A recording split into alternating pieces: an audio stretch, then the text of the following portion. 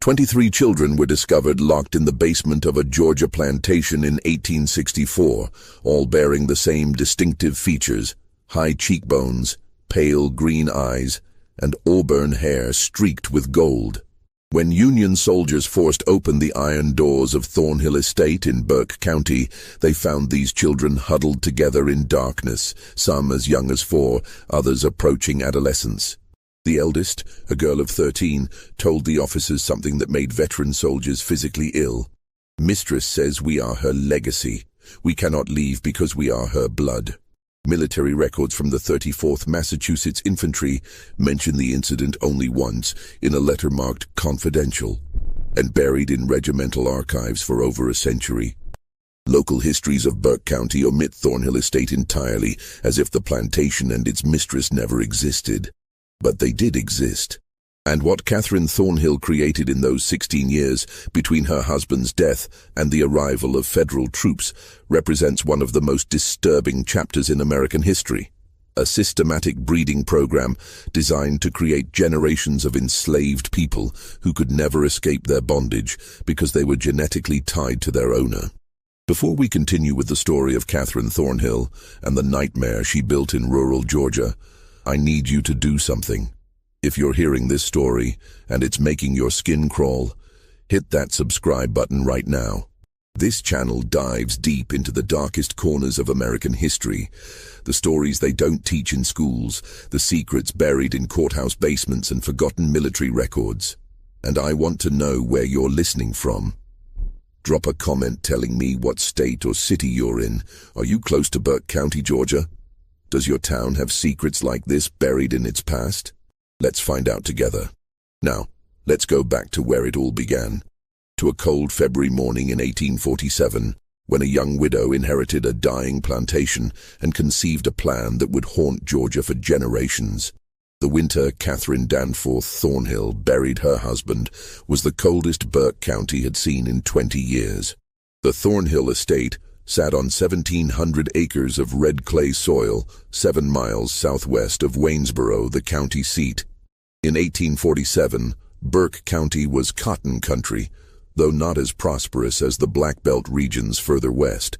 The soil here was tired, overworked by decades of single-crop farming. Plantations that had flourished in the 1820s were struggling by the 1840s, squeezed between falling cotton prices and rising costs. The Mexican War had drawn away laborers, and talk of territorial expansion divided communities along bitter lines. Thornhill Estate had once been among the more successful properties in the region.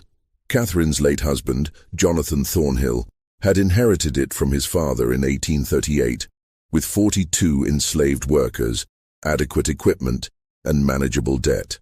But Jonathan had been a poor manager and an enthusiastic gambler.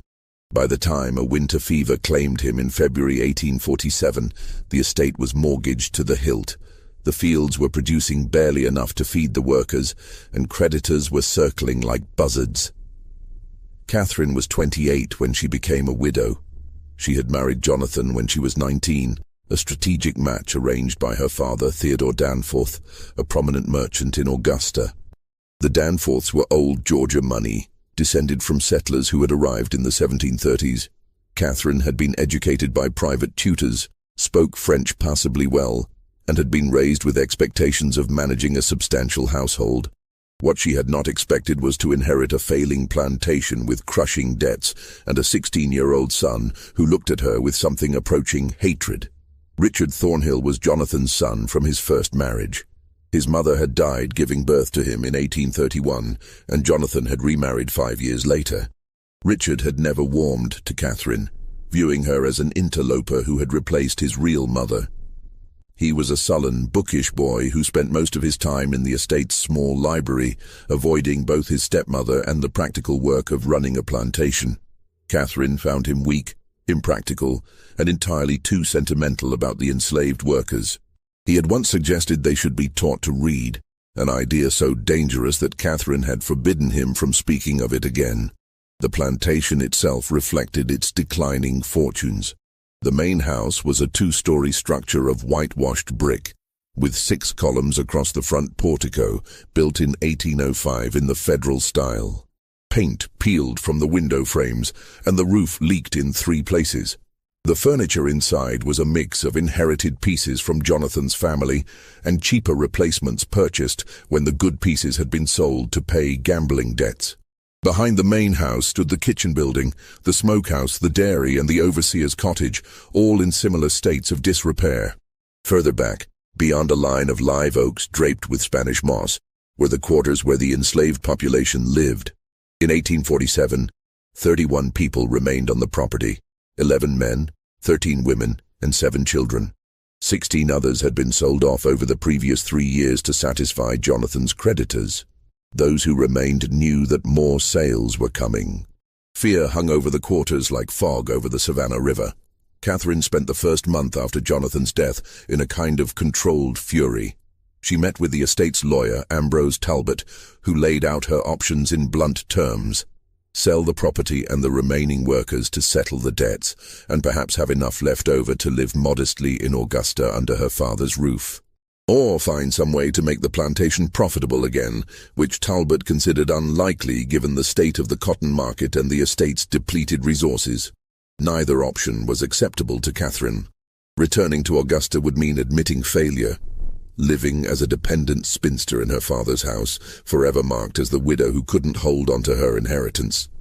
But she also recognized that traditional plantation management wouldn't save Thornhill Estate. The land was worn out. The equipment was old. The remaining enslaved workers were insufficient in number to work the cotton fields profitably, and she had no money to purchase more. It was during one of these sleepless nights, poring over the estate's account books by candlelight, that Catherine conceived her plan. The idea came to her with the cold logic of desperation. If she couldn't afford to purchase workers, she would breed them. But not in the haphazard way most plantations did it, offering minor incentives for couples to have children and waiting 15 years for those children to become productive laborers. No, Catherine envisioned something far more systematic, more controlled. She would create a population of workers who were biologically tied to the estate, who could never be sold because they were her own descendants, who would have an instinctive loyalty to the plantation because it was literally in their blood. The plan was monstrous, but to Catherine, it was also elegant. She was still young enough to bear children. She would select the strongest, healthiest men among the enslaved population and conceive children with them. These children would be raised knowing their parentage, would be given slightly better treatment than the others to ensure their loyalty, and when they reached maturity, would be paired with enslaved women to produce the next generation. Within 20 years, Catherine calculated, she could have a workforce of 50 or more, all bound to Thornhill Estate by ties that went deeper than legal ownership. She began keeping a journal to work out the details. This was no diary of personal feelings. Catherine was far too practical for that. Instead, she created what she called her cultivation records, filled with calculations, observations, and plans. She wrote in a simple substitution cipher, replacing key words with innocuous agricultural terms. Children became seedlings. The men she selected became rootstock. Pregnancies were plantings. The journal's pages were covered with diagrams that looked like breeding charts for livestock, because that was essentially what they were.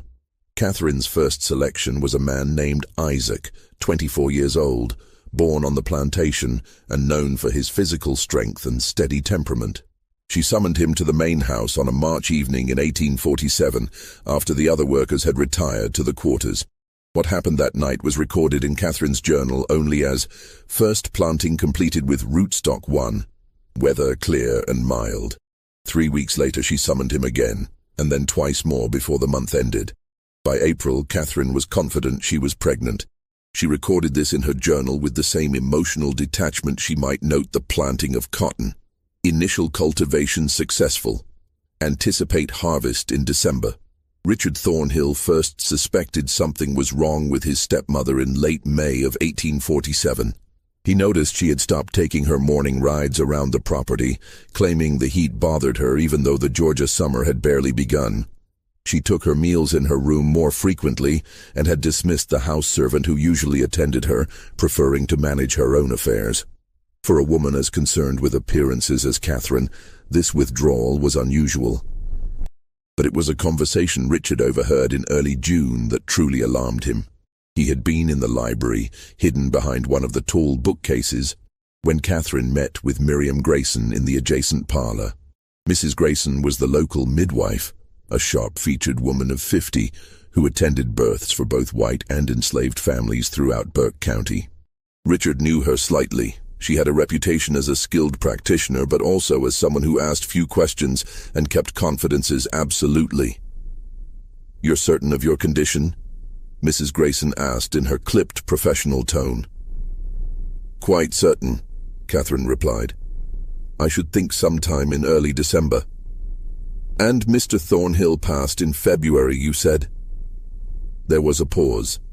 Richard pressed himself against the bookcase, hardly breathing. "My late husband and I were intimate in January," Catherine said evenly, "shortly before his final illness." "Of course." Mrs. Grayson's voice carried a note of something, not quite disbelief, but a careful neutrality. "I'll need to examine you properly, and we should discuss the arrangements for the delivery. Will you want me here at the house?" "I will. And I'll need your discretion, Miriam." "Absolutely. You have it, as always." Richard waited until both women had left the room before emerging from his hiding place. His hands were shaking. The mathematics didn't work. His father had been bedridden for the entire month of January, barely conscious most days, racked with fever and chills. Richard had sat with him many nights. There had been no possibility of intimate relations between his father and Catherine, which meant the child Catherine was carrying had been conceived after Jonathan's death, in March or April, with someone else. The implications made Richard sick to his stomach. If word got out that Catherine had conceived a child out of wedlock, the scandal would destroy what little remained of the family's reputation. Creditors would move immediately to seize the property. The Danforth family in Augusta would disown her. But beyond the practical consequences, Richard was appalled by the deception itself. Catherine intended to claim this child as his father's legitimate heir, to lie to everyone, to build her future on a foundation of fraud. He considered his options. He could confront Catherine directly, but he was only 16 and she held all legal authority over the estate. He could go to lawyer Talbot in Waynesboro, but without proof, it would be his word against Catherine's, and as a minor, his testimony would carry little weight. He could write to his grandfather Danforth in Augusta, but Catherine read all outgoing mail from the estate. Instead, Richard began to watch Catherine carefully, looking for evidence, trying to understand what she was planning. He noticed that she summoned Isaac to the main house regularly, always after dark, always when the overseer was away in town or occupied with duties elsewhere on the property. He saw how Catherine's manner toward Isaac was different from her treatment of other enslaved workers, not kind exactly, but less overtly hostile. She spoke to him in full sentences rather than curt commands. By July, Richard was certain. Isaac was the father of Catherine's child. The realization filled him with horror, not just at the violation of social and legal boundaries, but at what it revealed about Catherine's character.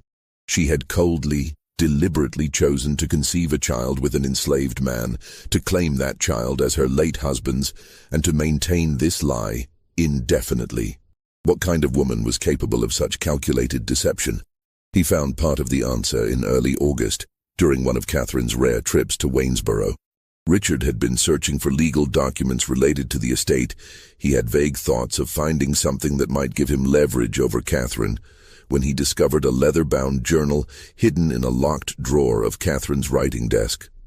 The lock was simple enough for a determined 16-year-old to pick. The journal was written in cipher, but Richard had always been good with puzzles. It took him 3 days, working in secret whenever Catherine was out of the house, to crack the basic substitution pattern. What he read made his blood run cold. Catherine wasn't just having an affair with Isaac, she was implementing a deliberate breeding program. The journal laid it out in chilling detail. Her plan to conceive multiple children with selected enslaved men, to raise those children as part of the plantation workforce, and eventually to breed those children with each other and with other enslaved people, to create an ever-expanding population of workers who would be genetically tied to Thornhill Estate and to Catherine herself. There were charts, calculations of expected births over 5-year periods, notes on which men displayed desirable physical characteristics, speculation about whether traits like strength, intelligence, and temperament were heritable. It read like something from a livestock breeder's manual, except the livestock were human beings. Richard copied several pages of the journal, translating the cipher into plain English, his hand shaking so badly he could barely hold the pen.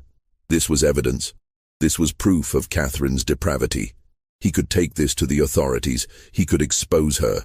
But that night, at dinner, Catherine looked at him with those cold green eyes and said casually, "Richard, have you been in my study recently? Some of my papers seem to have been disturbed." "No, ma'am." Richard lied, his throat tight. "I keep certain documents locked away for good reason," Catherine continued, cutting her meat with precise strokes. "If I ever found that someone had violated my privacy, broken my trust in such a fundamental way, I'm afraid I would have to take serious action. Do you understand?" "Yes, ma'am." "Good. Because family loyalty is everything, Richard. Everything. Without it, we're simply animals tearing at each other." She smiled, but it didn't reach her eyes. "I know you loved your father very much. I would hate for his memory to be tarnished by scandal, especially scandal that might emerge from within his own household." The threat was clear. If Richard tried to expose Catherine, she would find a way to turn it back on him, to paint him as a disturbed, resentful stepson inventing lies about a grieving widow. Who would people believe? A respected plantation mistress from a prominent family, or an awkward teenage boy with known resentment toward his stepmother? Richard returned to his room that night and burned the pages he had copied. But he kept watching Catherine, and he began to feel increasingly unwell. It started with fatigue. By September, Richard found himself exhausted by mid-afternoon, unable to focus on his books. His appetite diminished. He developed frequent headaches that made it difficult to think clearly. By October, he was experiencing muscle weakness and occasional stomach pains. Catherine showed great concern. She insisted Richard stay in bed. She prepared his meals herself, bringing him bowls of soup and plates of soft foods. She summoned Mrs. Grayson to examine him. The midwife, who also served as a general medical practitioner in the absence of a proper physician, diagnosed nervous exhaustion complicated by possible consumption. She prescribed rest, fresh air when Richard felt strong enough, and a special tonic that Catherine obtained from a pharmacy in Augusta. "Tuberculosis often strikes young men of sensitive disposition," Catherine told Richard, adjusting his pillows with attentive care. "Your father had a cousin who died of it at just your age. We must be very vigilant." Richard knew better. He had read about arsenic poisoning during his hours in the library. He recognized the symptoms in himself: the fatigue, the digestive troubles, the muscle weakness. Catherine was slowly killing him, disguising murder as disease, eliminating the one person who knew her secret and posed a threat to her plans. But he was too weak to fight back, too isolated to get help. The house servants followed Catherine's orders absolutely. The overseer rarely came to the main house. Richard's room was on the second floor, and by November he barely had the strength to get out of bed, let alone escape the property and reach Waynesboro. He made one final attempt to expose Catherine in late November, writing a letter to his grandfather Danforth in Augusta. It took him 3 days to compose it, working for a few minutes at a time before exhaustion overwhelmed him. He described Catherine's breeding program, her journal, the poisoning. He sealed the letter and gave it to one of the younger house servants, a girl named Pearl, begging her to post it in Waynesboro without telling Catherine. Pearl took the letter, but she also told Catherine, terrified of what would happen if the mistress discovered she'd been keeping secrets. Catherine read the letter, expressionless, then burned it in the fireplace in front of Richard. "You're very ill, darling," she said softly, almost tenderly. "The fever is affecting your mind. You're imagining things that aren't real. It's a mercy, really, that you won't have to suffer much longer." Richard Thornhill died on December 3, 1847, 3 weeks before his 17th birthday. Dr. Samuel Pritchard from Waynesboro, summoned to record the death, noted consumption as the cause and remarked that the young man had wasted away with tragic speed. Catherine wept decorously at the funeral. She wore black for a full year.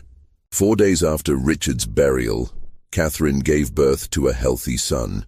She named him Jonathan, after her late husband, and claimed he had been born slightly premature, which explained any questions about timing. Few people in Burke County thought to count backwards from the birth to Catherine's widowhood. Those who did kept their speculations to themselves. It was not the kind of thing one discussed openly. The years between 1848 and 1856 transformed Thornhill Estate in ways that seemed almost miraculous to outside observers. The plantation that had teetered on the edge of bankruptcy slowly regained its footing. Cotton production increased. The enslaved workforce grew. Catherine Thornhill earned a reputation as a shrewd, if somewhat reclusive, plantation mistress who managed her property with uncommon efficiency. But that efficiency came at a terrible cost that no outsider ever saw. Catherine gave birth 4 more times between 1848 and 1853, daughters named Eleanor, Abigail, and Margaret, and another son she called Samuel. Each birth was attended only by Miriam Grayson, who by now was deeply complicit in Catherine's schemes. The midwife received generous payment for her services and her silence, regular fees that far exceeded her normal rates, plus a small cottage on the edge of the Thornhill property where she could live without paying rent. Mrs. Grayson's role extended far beyond delivering Catherine's children. She also performed a darker function, ensuring that enslaved women on the property only gave birth to children who fit Catherine's careful plans. When pregnancies occurred outside Catherine's controlled pairings, and they did, because human beings will form attachments and intimate relationships even in the most oppressive circumstances, Mrs. Grayson provided abortifacients, plant-based compounds that induced miscarriages. She performed these procedures in a small room behind the overseer's cottage, away from the main house, away from witnesses. The women subjected to these forced abortions rarely spoke of them, even to each other. The trauma was profound, the grief unvoiceable in a system that already denied them autonomy over their own bodies.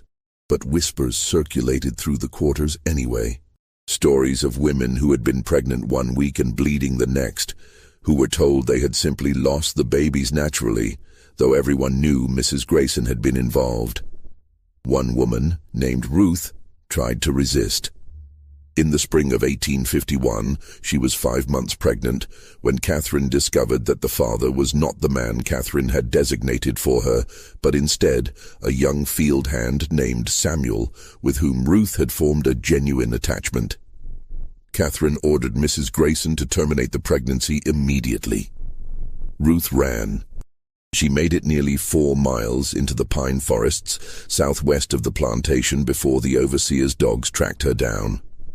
She was dragged back to Thornhill Estate, held down by 2 men while Mrs. Grayson forcibly administered the abortifacient compounds. Ruth survived the ordeal physically, but something fundamental broke inside her. She worked mechanically after that, spoke rarely, and died 2 years later during a fever outbreak that swept through the quarters. She was 24 years old, but Ruth's tragedy was just one among many.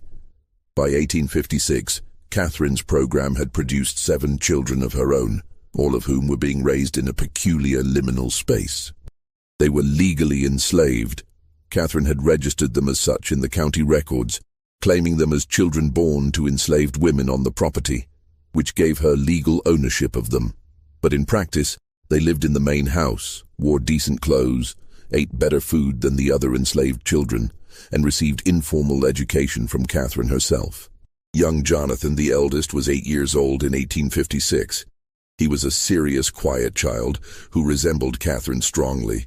The same green eyes, the same auburn hair, the same sharp features. He had no memory of his father Isaac, who had been sold to a plantation in Alabama in 1849. Catherine had found Isaac's presence a complication once his purpose had been served.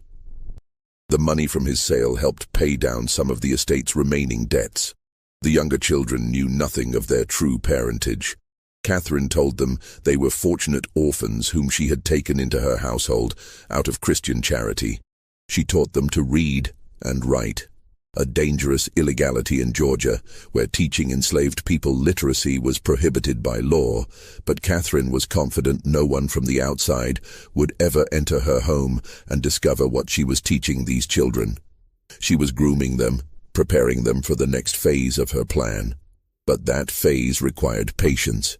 The children needed to reach physical maturity before they could be used for breeding. Catherine continued her meticulous record-keeping, tracking their growth, their health, their temperaments. She noted which children showed physical strength, which seemed more intelligent, which were more compliant. She was planning pairings decades in advance. In the meantime, she continued having children of her own. 3 more were born between 1854 and 1856, sons named William and Henry, and a daughter called Caroline. Each had a different father, carefully selected from among the enslaved men on the property. Catherine's criteria were ruthlessly practical: physical health, strength, decent teeth, good eyesight, no obvious impairments. She cared nothing for their personalities or characters. They were, in her mind, simply genetic material to be utilized. The men themselves had no choice in the matter. When Catherine summoned them to the main house, they came, knowing that refusal would mean brutal punishment or sale. Some of them understood what was happening, that the children Catherine bore would be their own biological offspring, even as those children would be raised to think of Catherine as their benefactress and savior. The psychological torture of this situation was extreme. They were forced to become fathers to children they could never acknowledge, never parent, never protect. One man, named Thomas, was summoned to the main house in 1855. He was 26 years old, married to a woman named Hannah who lived in the quarters. Hannah was pregnant with their first child. When Thomas learned that Catherine intended to use him for breeding, he tried to refuse. The overseer, a brutal man named Virgil Kane, had Thomas whipped in front of the assembled enslaved population, 39 lashes that left his back scarred for life. Then Catherine had him brought to the main house anyway. Thomas complied. He had no other choice, but he never spoke to Hannah about what happened in the main house, and Hannah never asked. Some knowledge was too poisonous to voice. By 1856, Thornhill Estate housed a population that looked normal on the surface, but was actually structured along Catherine's twisted logic. There were the field workers, about 20 adults and their children, who worked the cotton and corn under the overseer's supervision. There were the house servants, 3 women and 1 elderly man who cooked, cleaned and maintained the domestic space. And then there were Catherine's special children, 10 in total by 1856, ranging in age from 8 years old down to infancy. These children occupied a strange position in the plantation hierarchy. The other enslaved people resented them for their privileges, but also pitied them for what they represented. Everyone in the quarters understood on some level what Catherine was doing. They didn't have language for eugenics or breeding programs; those terms would come later. But they recognized the pattern. They saw how Catherine kept detailed records of the children, how she measured them periodically, how she noted their development in her locked journal. And they waited with a kind of horrified anticipation for what would happen when these children grew up. Because everyone knew what Catherine intended. She had made it clear in subtle ways, in comments and instructions. These children were being raised to produce the next generation of workers. They were tools in Catherine's long-term plan to create a workforce that could never leave, could never be sold, because they were genetically bound to her and to Thornhill Estate. It was an abomination disguised as innovation. But in the isolated world of a rural Georgia plantation in the 1850s, with no outside oversight and absolute power concentrated in the hands of the property owner, Catherine was able to pursue her vision without interference. The only person who posed any potential threat was lawyer Talbot in Waynesboro, who handled the estate's legal affairs and thus had access to records that might raise questions. But Talbot was a practical man who valued profitable clients, and by 1856, Thornhill Estate was becoming profitable. The cotton yields were improving. The workforce was growing through Catherine's breeding program at no acquisition cost. Debts were being paid down. Talbot asked no uncomfortable questions because he benefited from Catherine's success. The isolation of the plantation helped maintain secrecy. Thornhill Estate was 7 miles from Waynesboro, connected by a rough road that was often impassable in winter. Neighbors were few. The nearest plantation was 3 miles away. Catherine rarely entertained visitors and discouraged social calls. When she did interact with other plantation families, usually at church on Sundays or at occasional gatherings in Waynesboro, she presented herself as a proper widow, managing her late husband's property with Christian virtue and practical wisdom. No one suspected the systematic horror occurring behind the whitewashed brick walls of the main house and in the quarters beyond the oak trees. And even if they had suspected, would they have cared? This was Georgia in the 1850s. A society built on the brutal exploitation of enslaved labor. Catherine's program was more systematic, more coldly calculated than most, but it was not fundamentally different in kind from what happened on thousands of other plantations across the South. That was perhaps the most disturbing aspect of the entire situation. Catherine's breeding program was monstrous, but it was also logical within the framework of a society that already treated human beings as property to be bought, sold, and bred at will. She had simply taken the underlying logic of slavery and followed it to one of its most horrifying conclusions. But systems built on such profound injustice contain the seeds of their own destruction. Change was coming to Georgia and the entire South, though in 1856 few people could imagine how soon or how violently it would arrive. The late 1850s brought increasing tensions to Burke County and all of Georgia. The question of slavery's expansion into new territories dominated national politics.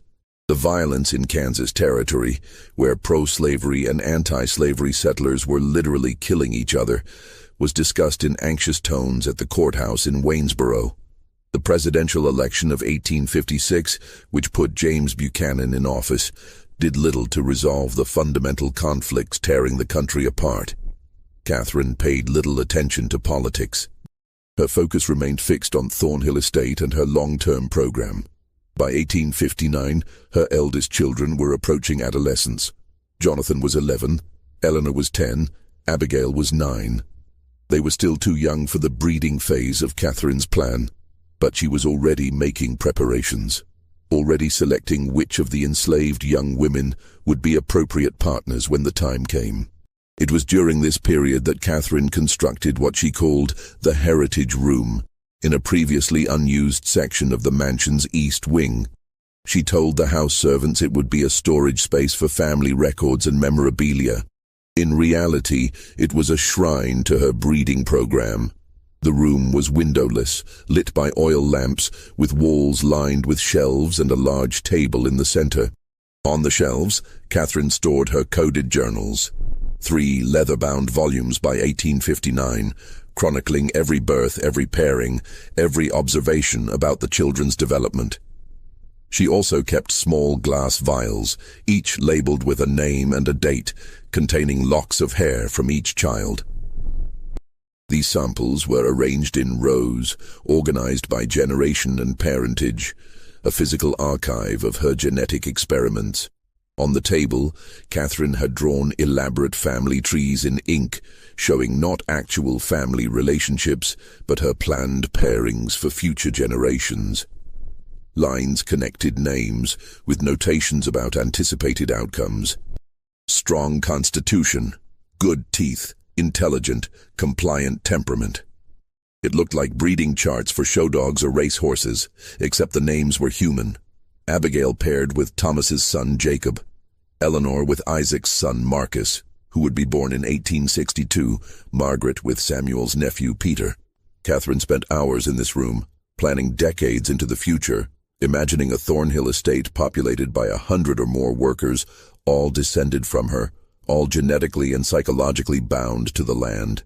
In her mind, she was creating something revolutionary, a plantation that would never face labor shortages, never require expensive purchases of new workers, never risk mass escapes, because the enslaved population would have nowhere else to go.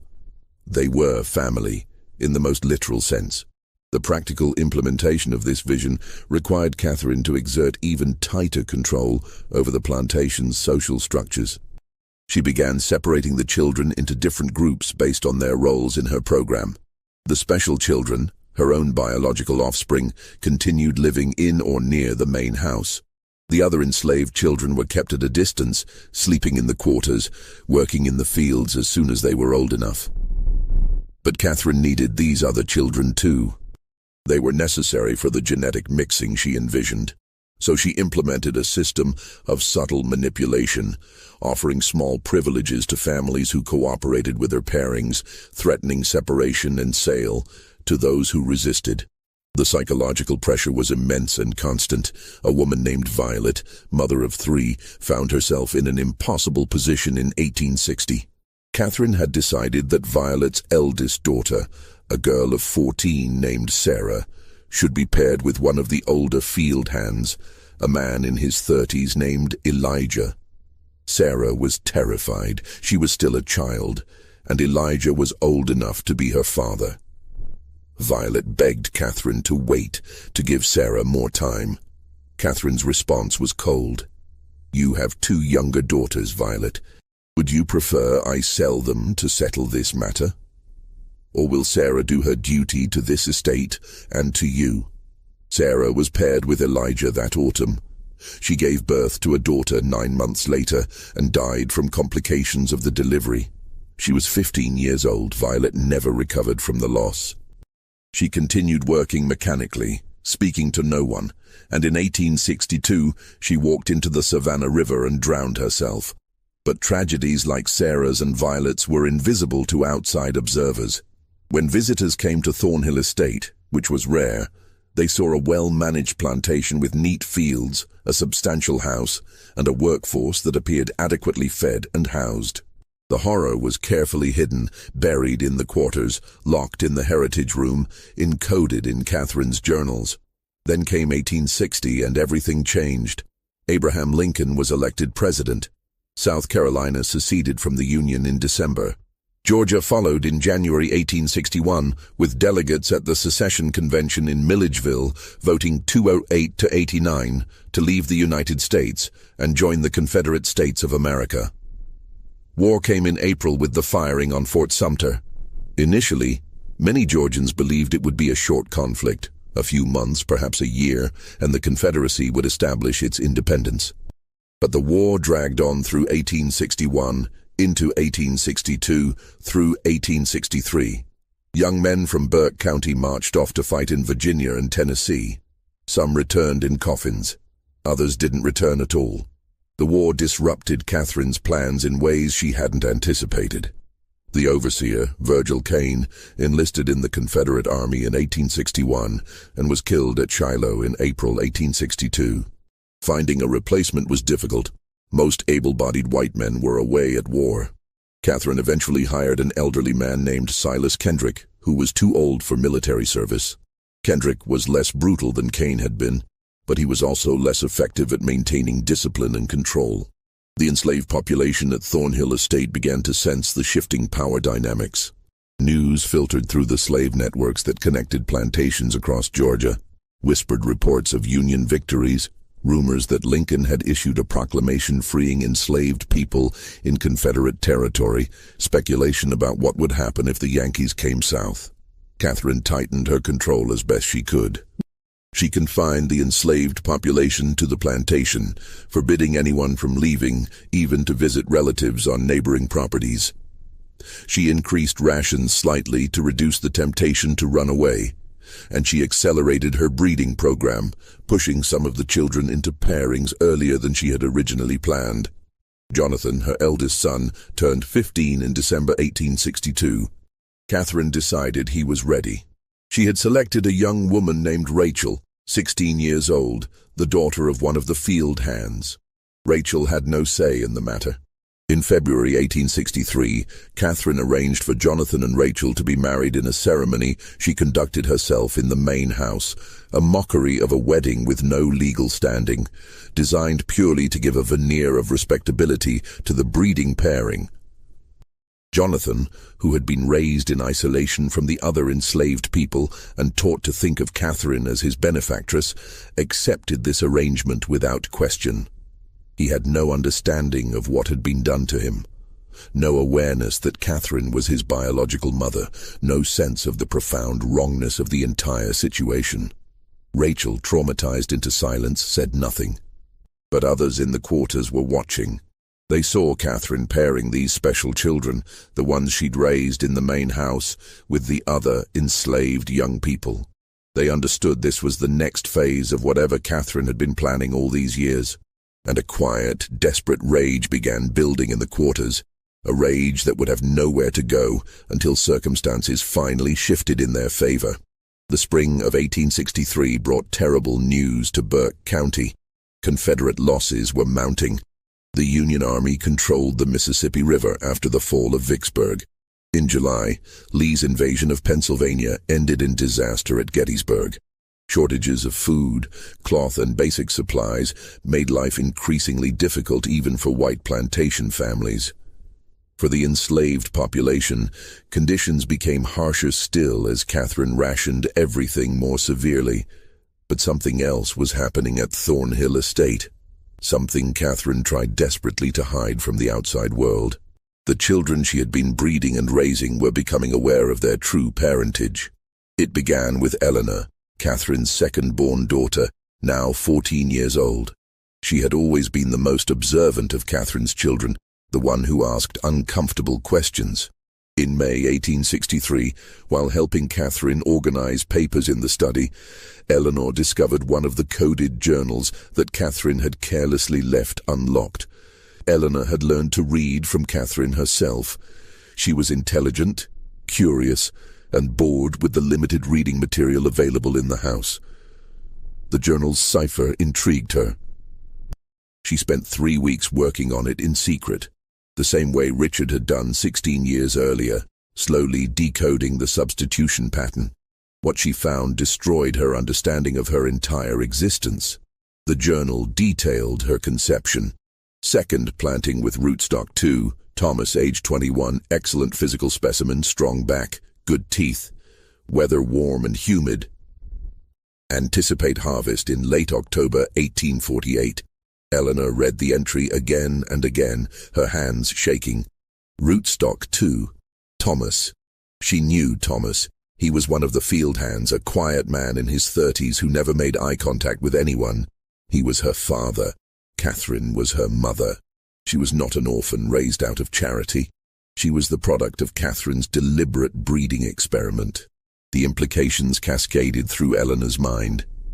If this was true for her, it was true for Jonathan, for Abigail, for all the children Catherine had brought into the main house.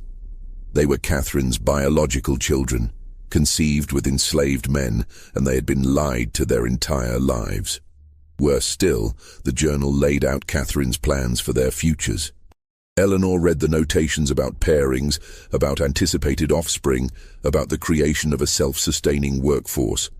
She saw her own name in one of the charts, connected by a line to someone called Marcus, Isaac's son, to be born 1862, pairing with Eleanor anticipated 1865. Eleanor felt physically sick.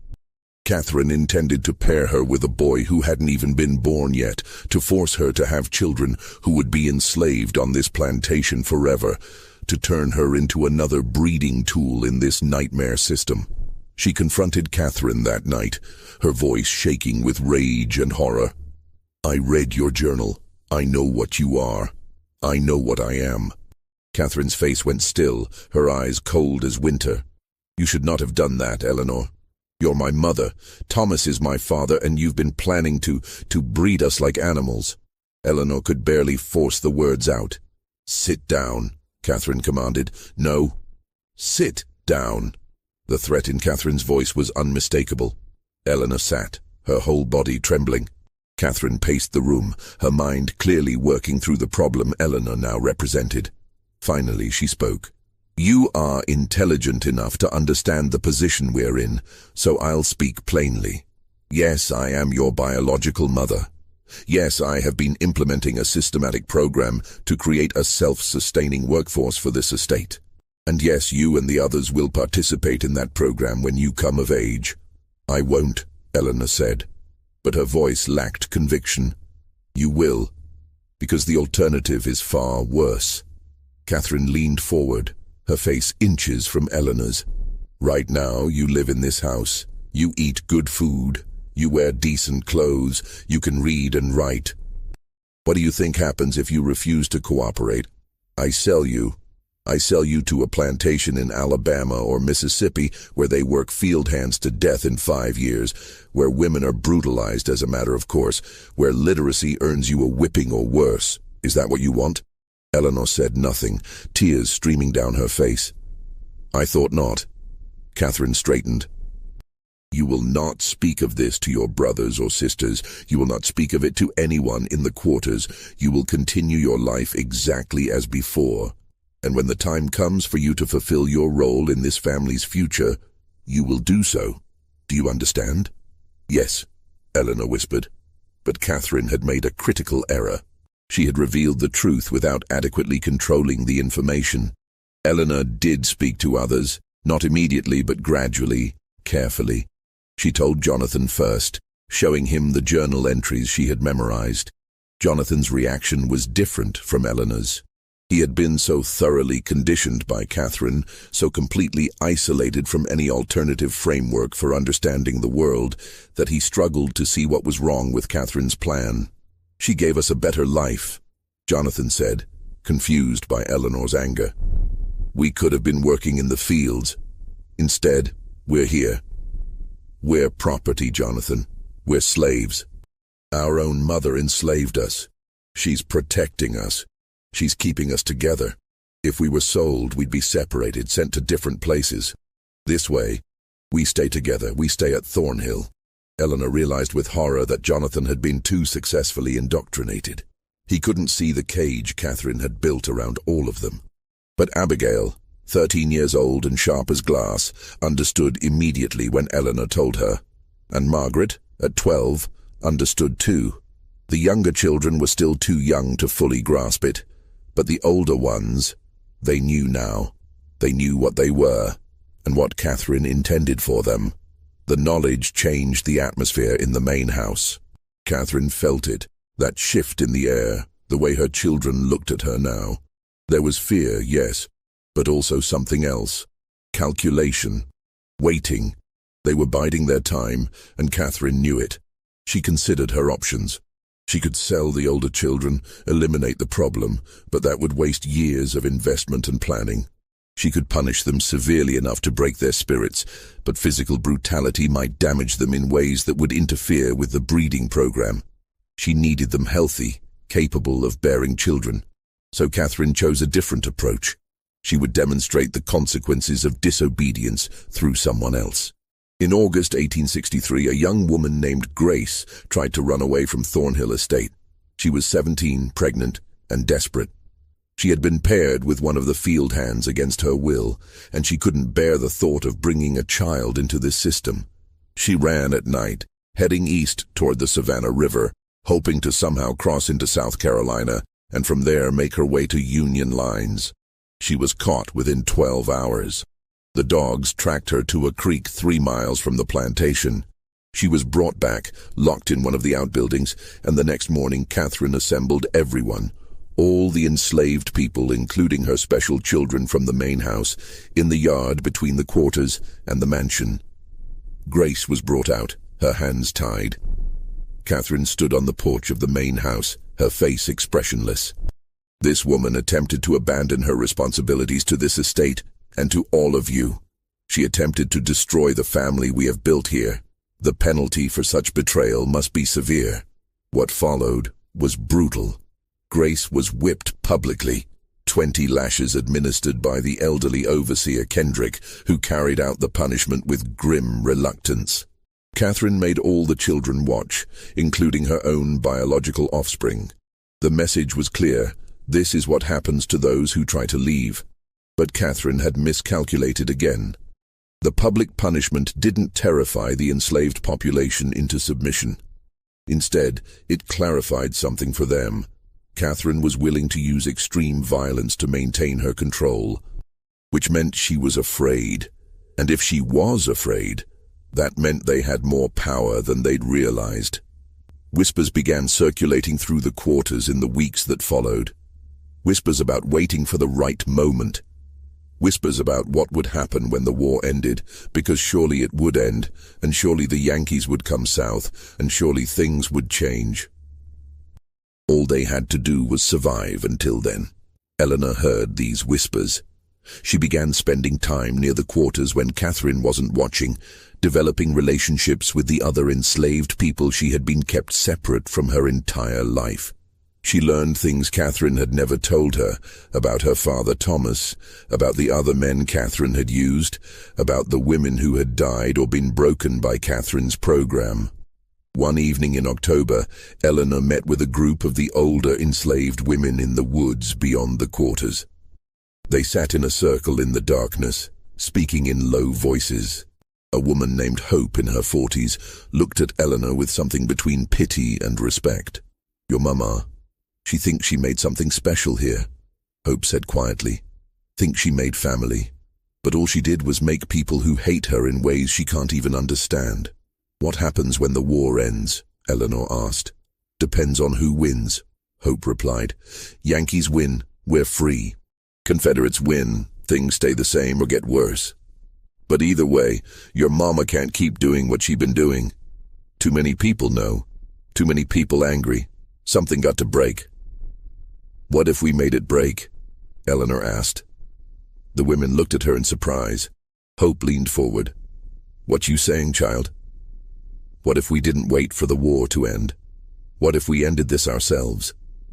The idea hung in the air, dangerous and intoxicating. One of the younger women, Anna, spoke up. "You talking about running, taking everyone and running? Or fighting?" Eleanor said. "There's only Mrs. Catherine and old Mr. Kendrick. There are 40 of us. And 20 of them are children," Hope said practically. "And where we gonna go? Confederates catch runaways. They kill us or sell us further south. And you think they gonna see you as one of us? Or one of them?" The question stung, because Eleanor didn't know the answer. She was Catherine's daughter. She had grown up in the main house. She could read and write. Her skin was lighter than most of the people in the quarters. Would they even accept her if things came to violence? Before Eleanor could respond, they heard footsteps crashing through the underbrush. Everyone scattered, melting into the darkness. Eleanor ran back toward the main house, her heart pounding, wondering if someone had heard their conversation, if Catherine would find out, if everything was about to collapse. But no punishment came. The next day passed normally, and the day after that. It seemed they had escaped detection, but the seed had been planted. The idea that they didn't have to passively wait for external forces to free them. They could act themselves. That idea began spreading through the quarters like a fever. Catherine sensed the change, but couldn't identify its source. She increased her surveillance, had Kendrick patrol the quarters at night, restricted movement even further. The tension at Thornhill Estate grew thicker with each passing week. It was like watching a storm build on the horizon, dark clouds massing, electricity charging the air, everyone waiting for the lightning to strike. The break came in March of 1864, but not in the way anyone expected. A unit of Confederate cavalry came through Burke County, requisitioning supplies from plantations, food, horses, cloth, anything useful for the war effort. Catherine had no choice but to comply. She provided corn, preserved meat, and 2 of the plantation's best horses. The soldiers stayed only one night, camped in the fields beyond the quarters, and departed at dawn. But their presence had consequences. The soldiers spoke openly about the war's progress, and the news was bad for the Confederacy. Sherman was pushing through Georgia. Union forces were closing in from multiple directions. Some soldiers spoke fatalistically about the war being lost, about going home, about the impossibility of maintaining the fight much longer. The enslaved population at Thornhill Estate heard every word. Hope surged through the quarters. Freedom was coming. It might be months or weeks, but it was coming. All they had to do was hold on a little longer. Except Catherine, sensing this hope and terrified by what it meant for her long-term plans, decided to act decisively. If the Confederacy fell, if the enslaved population was freed, everything she had built would collapse. Her special children would leave. Her breeding program would end. 16 years of work would be for nothing. She couldn't allow that to happen. On the night of March 17, 1864, Catherine gathered her biological children in the main house: Jonathan, Eleanor, Abigail, Margaret, Samuel, William, Henry, Caroline, and the 3 youngest who were still infants. 11 children in total, ranging from 16 years old down to 6 months. "Things are going to change very soon," Catherine told them, her voice calm, but her eyes intense. "The war may end badly for us. The Yankees may come. There may be attempts to take you away from me, to destroy our family. I cannot allow that to happen." Eleanor felt ice slide down her spine. "What are you planning?" "We're going to secure our future," Catherine said. "Tonight." She led them to the heritage room in the East Wing, the room none of them except Jonathan had ever been allowed to enter. Catherine lit the oil lamps, illuminating the shelves of journals, the vials of hair samples, the elaborate family trees drawn on paper and pinned to the walls. "This is our legacy," Catherine said. "This is what we've built together, and no one is going to take it from us." From a locked cabinet, Catherine withdrew a small wooden box. Inside were several glass bottles containing clear liquid. "This is a medicine called laudanum," she explained. "In small doses it provides relief from pain. In larger doses it provides eternal peace." Abigail gasped. "You want to poison us?" "I want to protect you," Catherine corrected, her voice taking on an edge of desperation. "If the Yankees come, if they free the others, where will you go? You're not white enough to live in white society. You're not fully black in their eyes either. You'll be outcasts, owned by no one, belonging nowhere. Is that better than staying here, staying together, staying with me?" "Yes," Eleanor said firmly. "Anything is better than this." Catherine's face hardened. "You're too young to understand. All of you are too young. But I am your mother, and I know what's best for this family." She moved toward the bottles, but Jonathan stepped between her and the others. He was 16, nearly as tall as Catherine, and something in his face had changed. "No," he said quietly. "Jonathan, don't be foolish. You understand the plan. You've always understood." "I understood what you told me," Jonathan said. "But Eleanor showed me the journals. I read what you wrote about us. About Father Isaac, about Father Thomas, about all of them. I know what you did. I know what you are. I am your mother." "You're a monster," Jonathan said, and his voice broke on the word. Catherine slapped him, a sharp crack that echoed in the small room. "How dare you? After everything I've given you, after everything I've sacrificed, you sacrificed nothing," Eleanor said, stepping forward to stand beside Jonathan. "You used people. You destroyed them. You destroyed us." Catherine looked at her children, seeing them clearly perhaps for the first time. They were united against her. Even the younger ones, who didn't fully understand what was happening, sensed the confrontation and stood with their older siblings. She had lost them. In that moment, Catherine made a final, desperate decision. If she couldn't keep her children, if they were going to reject her and leave her and destroy everything she had built, then she would at least preserve the record of what she had accomplished. Future generations would know what Catherine Thornhill had created, even if the creation itself had failed. She grabbed the journals, the charts, the vials of hair samples, clutching them to her chest. "You think you can escape me? You think you can pretend none of this happened? These records will survive. They'll prove what I built here. They'll prove I was right."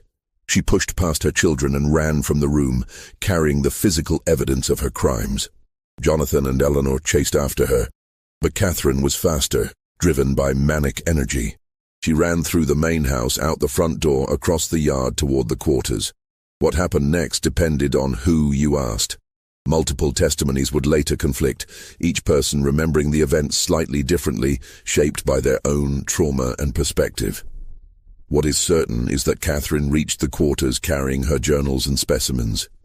What is certain is that the enslaved population, roused by the commotion, emerged from their cabins to see the mistress who had tormented them for 16 years running toward them in the darkness, clutching the evidence of her atrocities.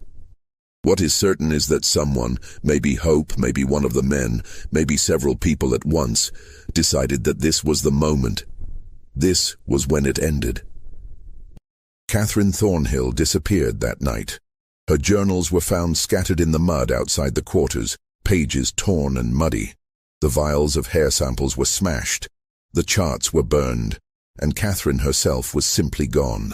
Jonathan and Eleanor, reaching the quarters minutes after their mother, found chaos. People shouting, running in different directions, the acrid smell of smoke where someone had lit a fire to burn Catherine's papers. But no Catherine. "Where is she?" Jonathan demanded. Hope looked at him with an expression he couldn't read. "Gone. That's all you need to know. She's gone, and she ain't coming back. What did you do to her? What she had coming?" Hope said simply. "Now you got a choice, boy. You can raise hell about your mama, or you can understand that justice got done here tonight and let it rest." Jonathan looked at Eleanor. His sister's face was pale, her eyes wide, but she nodded slowly. "Let it rest," she whispered. The next morning, Catherine Thornhill was reported missing. Old Mr. Kendrick, the overseer, searched the property but found nothing. He reported the disappearance to the sheriff in Waynesboro, who came out to investigate, but ultimately concluded that Mrs. Thornhill had likely fled the area in fear of advancing Union forces. A reasonable assumption, given the deteriorating military situation. No one from the quarters spoke of what had happened. Jonathan and Eleanor and the other children said nothing. The official record simply states that Catherine Thornhill disappeared on the night of March 17, 1864, and was never seen again. But everyone at Thornhill Estate knew the truth, even if they never spoke it aloud. Catherine had been killed that night. Her body had been disposed of somewhere on the plantation's 1,700 acres. And her children, her biological offspring, her breeding experiments, her legacy, had chosen to let her murderers go unpunished because they understood that their mother had earned her fate. The war ended 14 months later. General Sherman's army swept through Georgia in late 1864, though they passed 30 miles north of Burke County and never came directly to Thornhill Estate. The Confederacy collapsed in April 1865. Freedom came to the enslaved population of Georgia through a combination of military occupation, the 13th Amendment, and the simple fact that the system of bondage could no longer be maintained. At Thornhill Estate, the transition was complicated. Jonathan, as Catherine's eldest child, had some legal claim to the property, but his status was ambiguous, legally enslaved under Georgia law, but also Catherine's biological heir. Lawyer Talbot in Waynesboro tried to sort out the mess, but eventually gave up. The property fell into a kind of legal limbo. Most of the formerly enslaved population left Thornhill Estate within weeks of emancipation. They scattered across Georgia and beyond, seeking family members who had been sold away years before, looking for opportunities in cities, or simply putting as much distance as possible between themselves and the site of their suffering. Some stayed, at least initially. Hope remained, helping to organize those who had nowhere else to go. Thomas stayed, Eleanor's biological father, who finally, after 16 years, was able to acknowledge his daughter openly. They had one conversation about Catherine, about what had been done to him and to Eleanor, and then they never spoke of it again. The pain was too deep, too tangled with the fundamental wrongness of the entire situation. Eleanor herself stayed at Thornhill Estate until 1867. She learned in those years after the war how to exist as a free person, though the psychological damage of her childhood never fully healed. She eventually moved to Savannah, where she worked as a seamstress and married a carpenter named William Foster. She never had children. She never spoke publicly about her mother or her childhood. When she died in 1903, her obituary made no mention of Thornhill Estate or Burke County. Jonathan stayed at the plantation longer, trying to work the land with a small group of freedmen who remained. But the cotton market was depressed, the soil was exhausted, and the property's reputation had begun to spread through the black community in Burke County. By 1869, Jonathan gave up and abandoned the estate. He drifted west, eventually settling in Texas under an assumed name. He died in 1891, and his few possessions included a small notebook where he had written over and over in tiny script, "I did not choose this. I did not choose this. I did not choose this." Thornhill Estate itself decayed rapidly. The main house was partially burned in a suspicious fire in 1871. The remaining structures fell into ruin. The land was eventually seized for unpaid taxes and sold at auction in 1878 to a timber company that cleared the old-growth trees and divided the property into parcels. But in 1871, something was discovered that brought the entire story back to public attention, at least briefly. A well driller working on a neighboring property accidentally broke through into an old cistern on what had been Thornhill land. Inside the cistern, 30 feet below ground, was a skeleton. The remains were mostly intact, preserved by the cool, dry conditions. They belonged to a woman, probably in her 30s or 40s. Scraps of cloth suggested a dress from the 1860s. A corroded metal locket found near the skeleton contained 2 miniature portraits, a man and a young boy. The coroner in Waynesboro examined the remains and concluded the woman had died from blunt force trauma to the skull. The skeleton was buried in an unmarked grave in the county cemetery. The official record identified the remains only as unknown female, discovered former Thornhill property, 1871. But people in Burke County's black community knew who it was. The story had been passed down in whispers in kitchens and churches, in coded language that protected those who had been present that night in March 1864. They knew Catherine Thornhill had been killed by the people she had enslaved and brutalized. They knew her body had been hidden in a deep well or cistern. They knew justice, of a kind, had been done. Over the years, more information emerged, though always fragmentarily, always incompletely. In 1889, a man on his deathbed in Alabama confessed to a minister that he had helped murder his former mistress in Georgia during the war. He provided no name, no details, but the minister noted the confession in his records. In 1902, a woman in Savannah, Hope's granddaughter, wrote a short memoir that mentioned the night the devil mistress disappeared and nobody mourned her. The most damning evidence came to light in 1923, when a historian researching Burke County's Civil War history discovered a cache of letters in the courthouse basement. Among them was a letter written in 1865 by Union Captain Samuel Reynolds, who had commanded one of the first federal units to enter Burke County after the war ended. Reynolds wrote, "We discovered disturbing evidence at a property called Thornhill Estate. Indications of systematic breeding experiments conducted by the late owner upon enslaved persons, including her own biological offspring. The details are too grotesque to relate in full, but multiple witnesses confirmed that the woman, one Catherine Thornhill, had implemented a program to create a self-perpetuating enslaved population through forced reproduction across generations. The witnesses also informed us that Mrs. Thornhill disappeared in March 1864, and though they would not explicitly state what occurred, their meaning was clear enough. I have elected not to pursue the matter further, as it seems to me that whatever justice was enacted upon this woman was well deserved." I have directed my men to say nothing of what we learned here. The letter was filed away and forgotten again until a graduate student found it in 1954 while researching her dissertation on Reconstruction in Georgia. She tried to verify the story, interviewing elderly residents of Burke County who might remember family stories from that era. Most claimed to know nothing. One woman, 93 years old, the great-granddaughter of one of the enslaved people at Thornhill Estate, said only, "Some things happened that needed to happen. Some people did things that needed doing, and that's all that needs to be said about it." The final mystery of Thornhill Estate concerns the 23 children found locked in the basement when federal troops arrived. Captain Reynolds' official report mentions them, as do several letters written by soldiers in his unit. The children were freed and placed with freedmen families in Burke County and surrounding areas.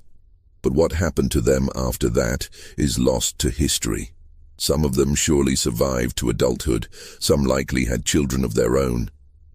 Which means there are probably people alive today, living in Georgia or elsewhere, who carry Catherine Thornhill's genetic legacy without knowing it.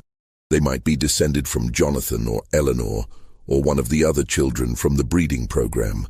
They might carry some of those distinctive features, pale green eyes, auburn hair, sharp cheekbones, that marked Catherine's offspring.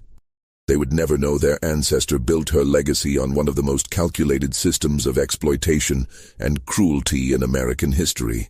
They would never know they exist because a woman decided to treat human beings as livestock, to build a dynasty on forced reproduction and genetic control.